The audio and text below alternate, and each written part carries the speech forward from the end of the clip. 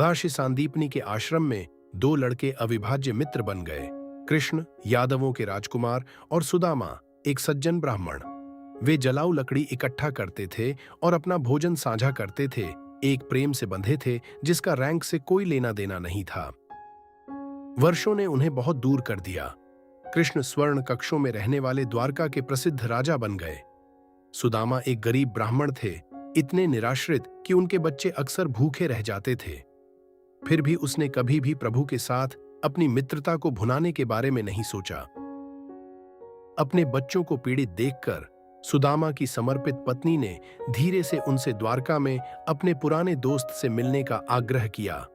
भीख मांगने के लिए नहीं, बल्कि उनसे मिलने के लिए।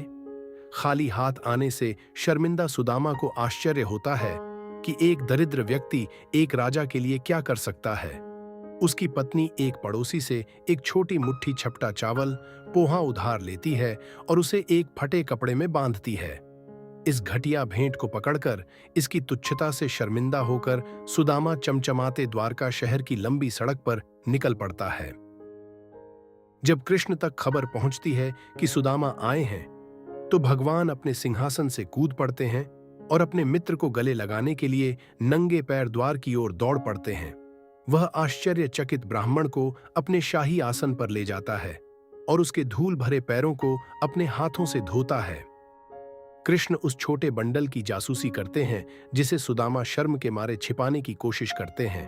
प्रसन्न होकर वह इसे खोलता है और किसी भी शाही दावत की तुलना में अधिक खुशी के साथ साधारण पीटा चावल खाता है।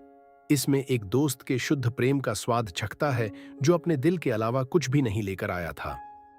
गर्मजोशी से स्वागत के दिनों में सुदामा की जीभ उस अनुरोध को नहीं बनाएगी जो उसे सबसे पहले लाया था। केवल अपने प्रिय मित्र के पास रहने से संतुष्ट होकर वह छुट्टी लेते हैं और भगवान से कुछ भी नहीं मांगते हुए घर की यात्रा शुरू करते हैं।